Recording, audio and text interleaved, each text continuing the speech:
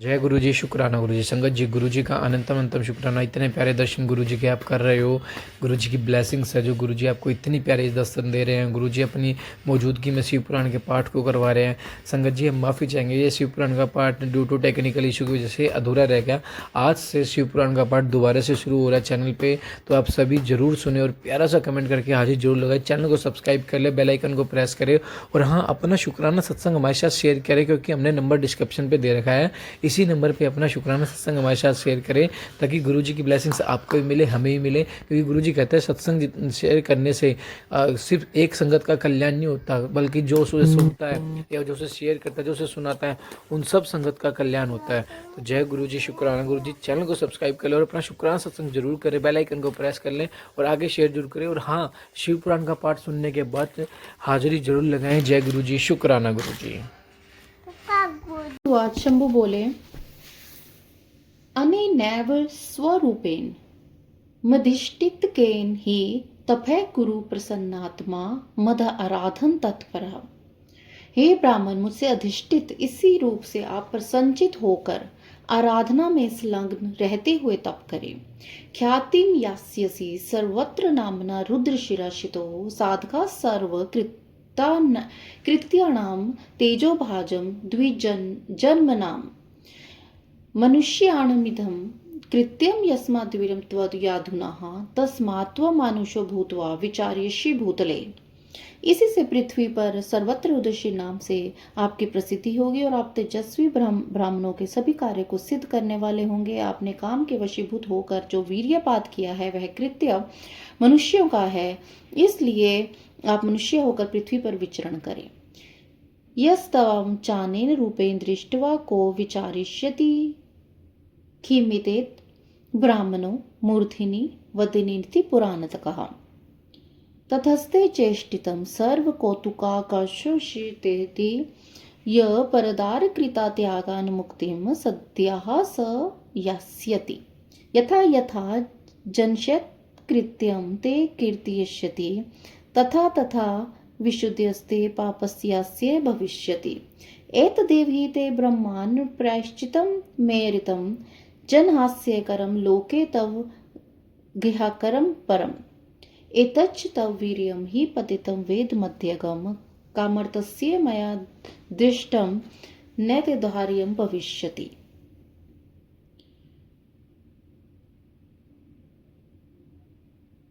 इसी से पृथ्वी पर सर्वत्र रुद्रशी नाम से जो तुम्हें इस रूप में देखकर यह क्या ब्रह्मा जी के सिर पर शिव जी कैसे हो गए ऐसा कहते हुए पृथ्वी पर विचरण करेगा, और फिर जो कौतुकवश आपके संपूर्ण कृत्य को सुनेगा वह पराई स्त्री के निमित्त किए गए त्याग से शीघ्र ही मुक्त हो जाएगा। लोग जैसे जैसे आपके इस कुकृत्य का वर्णन करेंगे वैसे वैसे आपके इस पाप की शुद्धि होती जाएगी।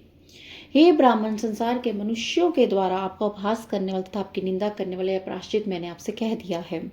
काम पीड़ित आपका जो तेज वेदिकी के मध्य में गिरा तथा जिससे मैंने देख लिया वह किसी के धारण करने योग्य नहीं होगा। चतुर्बिंदुमितं रेतः पतितं यत्क्षतो तव तस्मितास्त्यो यतः व्योमिनिः भवेयुः प्रलयङ्करः। एतस्मिन्नन्तरे तत्र देवर्षीणां पुरोद्धृतं तद्रेतसा संभवस्तन्तमितश्च बलाहकः। संवर्तकस्थावर्तं पुष्करो द्रोण एव च एते चतुर्विधास्तात् महामेघालयङ्कराः गर्जन्तश्च चाथ मुवन्तस्थनो यानिश्वेश्याः फेलुव्योमिनी मुनिश्रेष्ठ तोयदास्ते कदार्वाः। तैस्तु संचादिते व्योमिनी सुगर्ज द्विश्च शंकरा प्रशान दक्षिणी देवी भृशं शांतो भवद्रुतम्।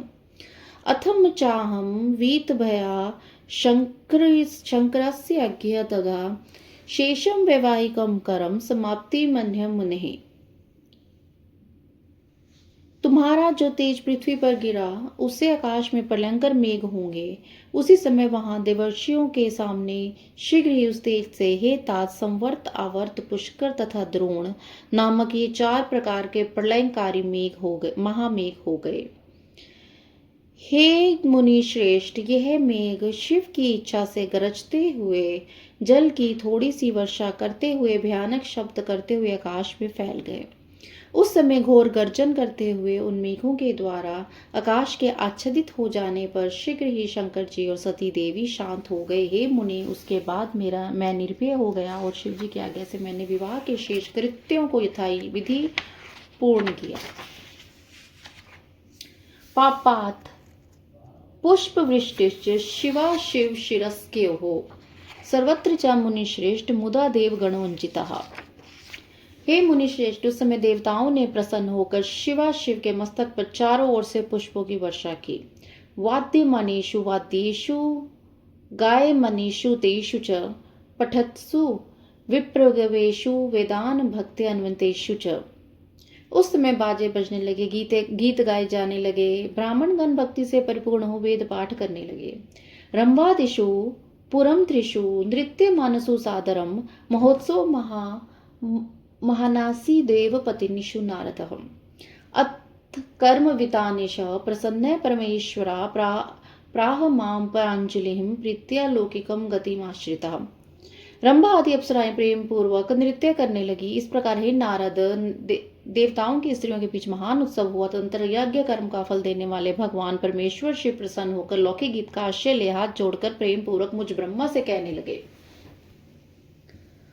ईश्वर उवाच, ईश्वर बोले, हे ब्राह्मण, सुकृतम कर्म सर्वम वैवाहिकम च यत् प्रसन्नोऽस्मि त्वमाचार्यों द्वदाम ते दक्षिणम चकाम यचास्वताम सुरज्येष्ठ यद्यपि स्यात्सु दुर्लभा ब्रूहि शीघ्रम महाभाग नाद्यम विद्यते मम। हे ब्राह्मण, जो भी वैवाहिक कार्य था उसे आपने उत्तम रीति से संपन्न किया है। अब मैं आप पर प्रसन्न हूँ। आप इस वैवाहिक कृत्य के आचार्य हैं। मैं आपको क्या दक्षिणा दूं? हे सुरश्रेष्ठ, आप उसे मांगिए, वह दुर्लभ क्यों ना हो, उसको शीघ्र कहिए। हे महाभाग, आपके लिए मेरे द्वारा कुछ भी अधेय नहीं है। ब्रह्मोवाच, ब्रह्मा जी बोले, इत्याकर्ण्य वचा सोहम शंकरस्य कृतांजलिः मुनो वोचमिनात्मः प्रणमेश मुहुमुहुः। यदि प्रसन्नो देवेश वर योग्योऽस्म्यहं यदि तत्कुरु त्वं महेशान् सुप्रीत्य यद्वाह्यम्। अनैव तु रूपेण वेद्यामस्म्यहं महेश्वर त्वया स्थेयं सदैवात्र निर्णाम पापविशुद्ध्यः। येनास्य सन्निधौ कृत्वा स्वाश्रम शशिशेखर तपः कुर्यं विनाश्य स्वपापस्यास्य शंकर। चैत्र शुक्लत्र त्रयोदशम नक्षत्रे भग देवते सूर्यवारे च युभक्त्वा विक्षेत भुवि मानवः। तदैव तस्य पापानि प्रियनन्तु हर संक्षयं वर्धते विपुलं पुण्यं रोगा नश्यन्तु सर्वशः। या नारी दुर्भाग्य वंध्या काना रूप विवर्जिता सापि त्वदर्शनादेव निर्दोषा संभवेत् ध्रुवम्। मैंने शंकर का यह वचन सुनकर मैंने हाथ जोड़कर विनीत भाव से उन्हें बार बार प्रणाम करके कहा, हे देवेश, यदि आप प्रसन्न हैं और यदि मैं वर प्राप्त करने योग्य हूँ तो हे महेशान, जो मैं कह रहा हूँ उसे आप अत्यंत प्रसन्नता के साथ कीजिए। हे महेश्वर, आप मनुष्यों के पाप शुद्धि के लिए इसी रूप में वेदी पर सदा विराजमान रहे चंद्रशेखर हे शंकर, जिससे आपके सनिधि में अपना आश्रम बनाकर आपने इस पाप की शुद्धि के लिए मैं तपस्या करूँ। चैत्र मास के शुक्ल पक्ष की त्रयोदशी तिथि को पूर्व फाल्गुनी नक्षत्र में रविवार के दिन इस भूतल पर जो मनुष्य आपका भक्ति पूर्वक दर्शन करेगा, हे हर, उसके सारे पाप नष्ट हो जाएं, विपुल पुण्य की वृद्धि हो और उसके समस्त रोगों का सर्वथा नाश हो जाए। जो स्त्री दुर्भागा वंद्य का रूपहीन हो वह आपके दर्शन मात्र से निश्चित रूप से निर्दोष हो जाए। ब्रह्मोवाच, ब्रह्मा जी बोले, इत्याकर्ण्य वचो में ही स्वात्व सर्व सुखवामहम तथास्त्विति शिवा प्राह सुप्रसेन चेतसाः। इस प्रकार आपने अपने तथा संपूर्ण लोगों को सुख देने वाले मुझ ब्रह्मा का वचन सुनकर प्रसन्न मन से भगवान शंकर ने तथास्तु कहा। शिववाच, शिव जी बोले, हिताय सर्वलोकस्य वेदाम तस्यं व्यवस्थितः स्थास्यामि सहिता पत्न्यः सत्य त्वद्वचनाविधे। हे ब्राह्मण, आपके कथनानुसार मैं सारे संसार के हित के लिए अपनी पत्नी सहित इस वेदी पर सुस्थिर भाव से स्थित रहूंगा। ब्रह्मोवाच, ब्रह्मा जी बोले, इत्युक्त्वा भगवास्त्र सभार्यो वृषध्वजा उवाच वेदी मध्यस्थो मूर्तिं कृत्वांश रूपिणम ततो दक्षम सम्मंत्र्य शंकरा परमेश्वरा पत्नीय सत्य गंतुमना अभूत्स्व स्वजन वत्सलः इत्यस्मिन् अंतरे दक्षो विन्यावन्तेः सुधी सांशलिनर्तकः प्रीत्या तुष्टाव वृषभध्वजम् विष्णुवाद्य सुरा सर्वे मुनिश्च गणस्तदा नत्वा संस्तुत्यः विविधं चक्रजुर्वं मुदा आरोप्य वृषभे शम्भुः सतीं दक्षाज्ञा मुदा जगाम हिमवत्प्रस्थं वृषभस्थं स्वयं प्रभु अथ सा शंकराभ्यासे सुदति चारु हासिनी विरजे वृषभस्था वै चंद्रांते कालिका यथा विष्णुवाद्य सुरा सर्वे मरीच्याधस्ते अध्यस्तस्यः दक्षोऽपि मोहिताश्चासि तथान्यः निश्चलजनः केचिद्वा धन्यवायन्तः गायन्तः सुरस्वरं परे शिवं शिवयशः शुद्धमनुजगमुः शिवमुदा मध्यमार्ग द्विसृष्टो हि दक्ष प्रीत्यात् शम्भुनः स्वधाम पापः प्राप सगणः शंभु प्रेम समाकुलः। ऐसा कहकर पत्नी सहित भगवान शिव जी अपने अंश रूपिणी मूर्ति को प्रकट करके वेदी के मध्य भाग में विराजमान हो गए। तत्पश्चात स्वजनों पर स्नेह रखने वाले भगवान सदाशिव दक्ष से विदा ले अपनी पत्नी सती के साथ कैलाश जाने को उद्वित हुए। उस समय उत्तम बुद्धि वाले दक्ष ने विनय भाव से मस्तक झुकाकर हाथ जोड़कर भगवान वृषभध्वज की प्रेम पूर्वक स्तुति की। तत्पश्चात विष्णु आदि समस्त देवताओं मुनि तथा गणों ने स्तुति और नमस्कार करके प्रसन्नता पूर्वक अनेक प्रकार से जय जयकार किया। उसके बाद दक्ष की आज्ञा प्राप्त करके प्रसन्नता पूर्वक सदाशिव ने अपनी पत्नी सती को वृषभ पर बिठाकर और स्वयं भी वृषभ पर रूढ़ होकर हिमालय के शिखर की ओर गमन किया। मंद मंद मधुर मुस्कान वाली तथा सुंदर दांतों वाली सती शंकर जी के साथ वृषभ पर बैठी चंद्रमा में विद्यमान शाम कांति की तरह शोभ्यमान हो रही थी। उस समय विष्णु आदि संपूर्ण देवता मरीचि आदि समस्त दक्ष प्रजापति विमोहित हो गए तथा अन्य सभी लोग चित्रलिखित से प्रतीत हो रहे थे। कुछ लोग बाजे बजाते हुए, कुछ लोग सुंदर स्वर में शुद्ध तथा कल्याणकारी शिव यश का गुणगान करते हुए प्रसन्नतापूर्वक शिव जी का अनुगमन करने लगे। कुछ दूर चल जाने पश्चात शिव जी ने आधे मार्ग से दक्ष को प्रेम पूर्वक लौटा दिया। फिर सदाशिव गणों सहित प्रसन्नतापूर्वक अपने स्थान को चले गए। विसृष्टः आपि विष्णुवाद्य शंभुना पुनरेवते अनुजगमुहु शिवम भक्त्या सुरहा परमेय मुदा। शिव जी ने विष्णु आदि सभी देवताओं को विदा भी कर दिया। फिर भी वे लोग परम भक्ति एवं प्रेम के वशीभूत होकर शिव जी के साथ साथ कैलाश पर पहुंच गए। तह सर्वे सगणे शंभुः सत्य च स्वस्त्रियायुतः प्राप स्वम धाम श्रेष्ठो हिमवद गिरिशोभितम् तत्र गत्वाखिलान्देन्व मुनिपि परस्ततः मुधा विसर्ज्य मास बहु सम्मान्य सदा सादरम। उन सभी देवताओं गणों तथा अपनी स्त्री सती के साथ भगवान शंभु प्रसन्न होकर हिमालय पर्वत पर सुशोभित अपने धाम में पहुंच गए। वहां जाकर संपूर्ण देवताओं मुनियों तथा अन्य लोगों का आदर पूर्वक बहुत सम्मान करके प्रसन्नतापूर्वक शिव जी ने उन्हें विदा कर दिया। शंभुमा भाष्य ते सर्वे विष्णुवाते मुदितानः स्वम स्वम धाम यह्यो नत्वा स्तुत्वा च मुने सुराः शिवोऽपि मुदित्यर्थ्यं स्वपत्न्या दक्षकन्या हिमवत् प्रस्थ संस्थो हि विजहार भवनुकः ततः स शंकरः सत्य सगन सूति कृह्ण मुनेः प्राप स्वम धाम श्रेष्ठ कैलाश पर्वतमुदम्। एतद् वः सर्वमाख्यातं यथा तस्य पुरा भवत् विवाहो वृषणस्य मनुस्वायम्भुवान्तरे विवाह समय यज्ञ प्रारंभे वा शृणोति यः एतादाख्यानमव्यग्रहे सम्पूज्य वृषभध्वजम् तस्या विघ्नभवत्सरं कर्म वैवाहिकं च यत् शुभाख्यं परं कर्म निर्विघ्नं सर्वदा भवेत्। कन्या च सुख सौभाग्यशीलाचार गुणविन्ता साध्वी स्त्रिया पुत्रिणी प्रीत्या श्रुत्वाख्यानमिदं शुभम्। उन सभी देवताओं तथा वहां जाकर संपूर्ण देवी देवताओं मुनियों तथा अन्य लोगों का आदर पूर्वक बहुत सम्मान करके प्रसन्नतापूर्वक शिव जी ने उन्हें विदा किया। तंत्र शंभु की आज्ञा से विष्णु आदि सभी देवता मुनि का नमस्कार स्तुति करके प्रसन्नमुख होकर अपने अपने धाम को चले गए। लोक रीति का अनुगमन करने वाले शिव जी अत्यंत आनंदित हो हिमालय के शिखर पर अपनी पत्नी दक्ष कन्या के साथ विहार करने लगे। हे मुने, इस प्रकार सृष्टि करने वाले वे शंकर सती अपने गणों के साथ प्रसन्नतापूर्वक पर्वतों में उत्तम अपने स्थान कैलाश पर चले गए। हे मुने, पूर्व काल में शिवानुभव मनवंतर में भगवान शिव जी का विवाह जिस प्रकार हुआ उसका वर्णन मैंने आप लोगों से किया है। हे मुने, जो विवाह काल में यज्ञ में तथा किसी भी शुभ कार्य के आरंभ में भगवान शंकर की पूजा करके शांतित होकर इस कथा को सुनता है, उसका सारा वैवाहिक कर्म बिना किसी विघ्न बाधा के पूर्ण हो जाता है तथा दूसरे शुभ कर्म भी सदा निर्विघ्न पूर्ण होते हैं। इस उत्तम कथा को प्रेम पूर्वक सुनकर कन्या सुख, सौभाग्य, सुशीलता, आचार गुणों से युक्त हो पतिव्रता पुत्रवती होती है। श्री शिव महापुराणे द्वितीयाम रुद्र संहिताम द्वितीय सती खंडे सती विवाह वर्णन नाम विंशोध्याय। इस प्रकार श्री शिव महापुराण के अंतर्गत द्वितीय रुद्र संहिता के द्वितीय सती खंड में सती विवाह वर्णन नामक 20वां अध्याय पूर्ण हुआ। जय गुरु जी, शुक्राना गुरु जी। अथैक विंशोध्याय। कैलाश पर्वत पर भगवान शिव एवं सती की मधुर लीलाएं।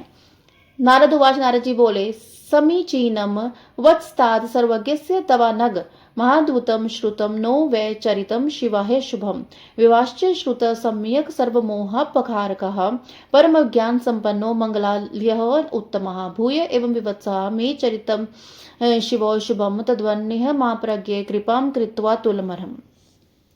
नारद जी बोले, हे तात, हे अनग, आप सर्वज्ञ की बात ठीक है। आपके द्वारा मैंने शिव शिव के अत्यंत अद्भुत एवं कल्याणकारी चरित्र को सुना। समस्त मोह को दूर करने वाले परम ज्ञान संपन्न मंगलायन तथा उत्तम विवाह का वर्णन भी अच्छी प्रकार से सुना। हे महाप्रज्ञ, फिर भी शिव जी एवं सती के अत्यंत मनोहर एवं उत्तम चित्र को सुनने की प्रबल इच्छा है, अतः आप मुझ पर दया करके पुनः वर्णन कीजिए। ब्रह्मोवाच। ब्रह्मा जी बोले, सम्यकारुणिक मुने ते विचिकित्सम यदम नोदितः सौम्य शिवलीला अनुवर्णन है।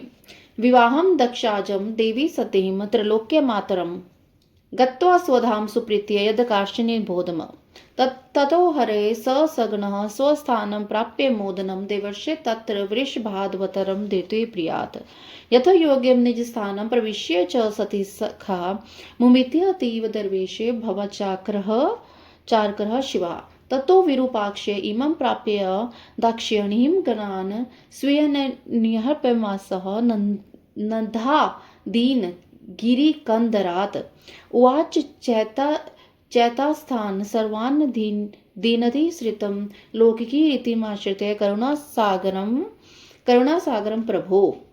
हे मुने, आपकी इच्छा परम दयावान शिव जी की लीला सुनने में लगी हुई है, यह तो परम सौभाग्य की बात है। हे सौम्य, जो आपने मुझे शिव लीला का वर्णन करने के लिए बार बार प्रेरित किया है। नारद, शिव जी ने दक्ष प्रजापति की कन्या एवं जगत जननी देवी सती के ऐसे विवाह कर उन्हें अपने स्थान से ले जाकर जो कुछ भी किया उसे अब सुने। हे देवर्षि, दक्ष से विदा होने के बाद महादेव जी गणों सहित अपने आनंददायक स्थान पर जाकर बड़ी प्रसन्नता के साथ अपने परम प्रिय वाहन नंदेश्वर से उतरे। हे देवेश्वर, इस प्रकार संसारिक लीला करने में प्रवीण सतीपति सदाशिव यथायोग्य अपने स्थान में प्रवेश कर अत्यंत हर्षित हुए। इन महादेव जी ने सती को प्राप्त कर लेने के उपरांत अपने नंदी आदि समस्त गणों को पर्वत की कंदरा से बाहर भेज दिया। विदा करते हुए नंदेश्वर आदि समस्त गणों से करुणासागर शिव जी लौकिक रीति का अनुसरण करते मधुर वचनों से कहने लगे। महेश उवाच। महेश बोले, यदाहं च स्मर्यत्रं स्मरणादर मानसाः समागमिष्यत तदा मत पाशर्वम में गना ध्रुतम। हे गणों, जिस समय मैं आप लोग का स्मरण करूं, अब आप लोग मेरे स्मरण का आदर करते हुए शीघ्र मेरे पास चले आइए। इत्युक्ते वामदेवेन नंदाध्य स्वगानश्चत महावेगा महावीरानां स्थानु सह्यु। शिव जी के ऐसा कहने पर महावेगवान महावीर नंदी आदि वे सभी गण अपने अपने स्थान को चले गए। ईश्वरपि तया साधर्म तेषु यातेषु विभ्रमी दाक्षिण्य समम रेमे रहस्य मुदितो भृशम। उन गणों के चले जाने पर अनंतर परम कौतुकी शिवजी बड़ी प्रसन्नता पूर्वक एकांत में सती के साथ विहार करने लगे। कदाचिदनन्य पुष्पाणि समहत्य मनोहरम मालाम विदाम सत्यास्तु हार स्थाने सयोज्यत। शिवजी कभी वनों से तोड़कर लाए पुष्प की मनोहर माला बनाकर सती के हार स्थान आदि हृदय में पहनाते। कदाचित पर्णे चैव विक्षन्ति आत्मनः सतीम अनुगम्य हरो वक्त्रम स्वीयमवलोक्यात्। कभी कभी जब देवी सती अपना मुख दर्पण में देख रही होती, उस समय शिवजी सती के पीछे जाकर अपना मुख देखने लगते।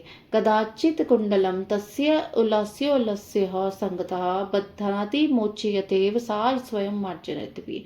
वे कभी सती के कुंडलों को बाबा पकड़कर हिलाने लगते, उन्हें सती के कानों में पहनाते और फिर निकालने लगते। सरागो चरणवस्या यावकेन अज्वलेन च निसर्ग रक्तो कुरुतो पूर्ण रागो वृषभ ध्वजः। कभी वे भगवान शंकर स्वभतः लाल वर्ण वाले सती के चरणों को देते दीप्यमान लाक्षारस से रंग कर अत्याधिक राग युक्त कर देते थे। उच्चरेपि यदाख्य मनैषां पुरतो बहु तत्कर्णे कथयस्तस्य हरो दृष्टुम तदाननम। सती का मुखावलोकन करने के उद्देश्य से जो बात दूसरों के समक्ष भी कही जा सकती है उसे सती के कानों में कहते। न दूरमपि गन्तासो समगत्य प्रयतन्तः अनुबाध्य नाति नमक्षि पृष्ठ देशे अन्य मानसः। वे कभी घर से दूर नहीं जाते थे, यदि दूर जाते तो शीघ्रता से वापस आ जाते थे, तो कभी किसी बात को सोचते ही सती के नेत्रों के पीछे आकर अपने हाथों से बंद कर देते थे। अंतहितस्तु तत्रैव माया वृषभध्वजा तामलिलिंगम भीत्य एवं चकिता व्याकुला भवत। कभी वे अपनी माया से छिपकर वहीं जाकर सती का आलिंगन करते भयभीत होकर अत्यंत चकित होकर आलिंगन करते तो वे भयभीत होकर अत्यंत चकित होते व्याकुल हो जाती थी। सौवर्ण पद्य कालिका तुल्य तस्य कुचित्य चकार भ्रमराकारम मृगनाभिवेश विशेषकम। वे हारमस्या कुछ युगध्वोज्य सहसा हरे न्यायोज्य तत्रैव स्वकर स्पर्शनम मुहुः अंगाद्वनुर्लविशीर्ष्य च पुनः पुनः तत्स्थानात् पुनर्वासो तत्स्थान प्रत्ययोज्य। वे कभी स्वर्ण कमल की कली के समान उनके वक्षस्थल पर कस्तूरी के भ्रमर के आकार की चित्रकारी करते और कभी उनका हार उतार लेते थे और कभी फिर उसे वहीं स्थापित कर देते थे। कभी कभी सती के अंग से बाजूबंद कंकन तथा अंगूठी बार बार निकालकर उन्हें पुनः उसी स्थान पर पहना दिया करते थे। कालिकेति समायति स्वर्णाते सखी त्विमाम या यस्तस्वस्यस्तयेक्षत्यः प्रोतुहंगो साहसम कुचो। यह तुम्हारे ही समान स्वरूप वाली तुम्हारी कालिका नाम की सखी आ रही है। शिवजी द्वारा इस प्रकार वचनों को सती उस सखी को देखने के लिए चलती तो शिवजी उनका स्पर्श करने लगते। कदाचिन्मदनोन्माद चेतनः प्रमाथ दीपे चकार नर्म शर्माणि तथा कृते प्रिय मुदा।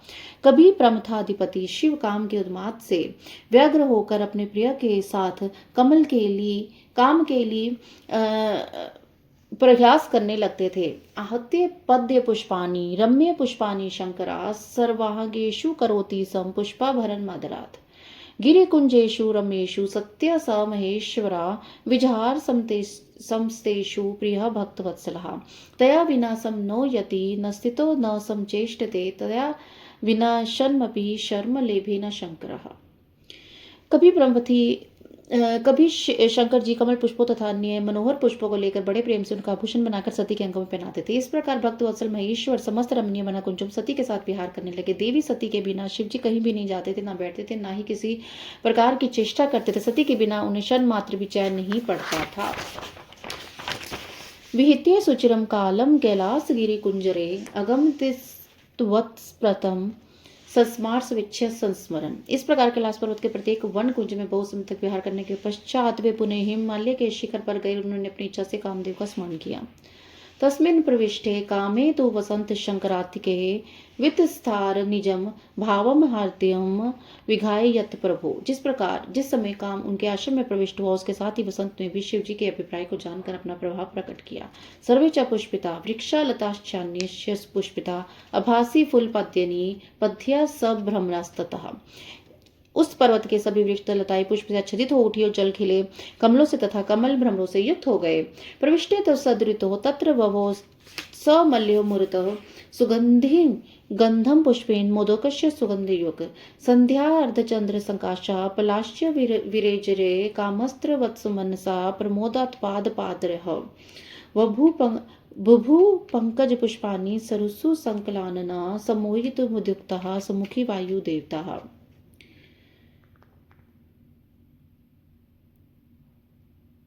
उस पर्वत के सभी वृक्ष लताएं पुष्प आच्छादित हो उठी और जल से खेले कमलों से तथा कमल भ्रमरों से युक्त हो गए। उस समय उत्तम ऋतु वसंत के प्रविष्ट होते ही सुगंधित पुष्पों की गंध से समन्वित आनंददायक तथा सुगंधित से युक्त मल्य पवन बहने लगा। संध्या कालीन अरुण चंद्रमा के सदृश पलाश शोभ्यमान होने लगे। सभी वृक्ष काम के अस्त्र के समान सुंदर पुष्पों से अलंकृत हो गए। तड़ागों में तथा तालाबों में कमल पुष्प खिल उठे। अनुकूल वायु संसार के मनुष्य को मोहित करने हेतु उद्युक्त दिखाई पड़ने लगी। नागकेशर वृक्षाश्च स्वर्णे वर्णे प्रसूनकः बभूमर्धन केतवापा मनोख्य शंकरातिके लवंगवल्ली सुरभिंग गंधेन द्वास्य मारुतम मोहयमास चेतासी भृशम कामजने पुरः चारु चर्चित भ्रियोंगः सुरस्वारुचुशूलिनः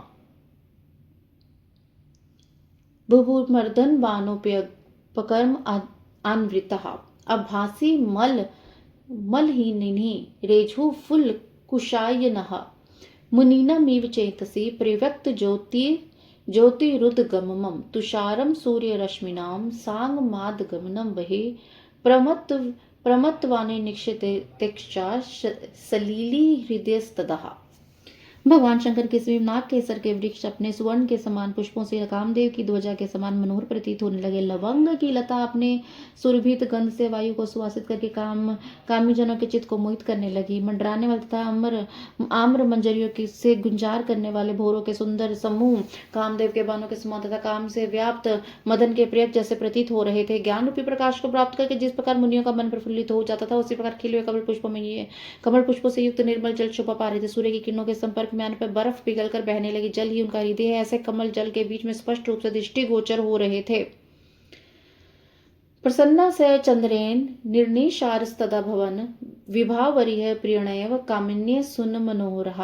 रात्रि वेला में तुषार रहित रात्रियां चंद्रमा से युक्त होने के कारण प्रियतम के बाद साथ सुशोभित होने वाली स्त्रियां जैसे प्रतीत हो रही थी। जय गुरु जी, शुक्राना गुरु जी, अनंतम अनंतम शुक्राना गुरु जी। ओम नमः शिवाय। शिव जी सदा सहाय। ओम नमः शिवाय। गुरु जी सदा सहाय।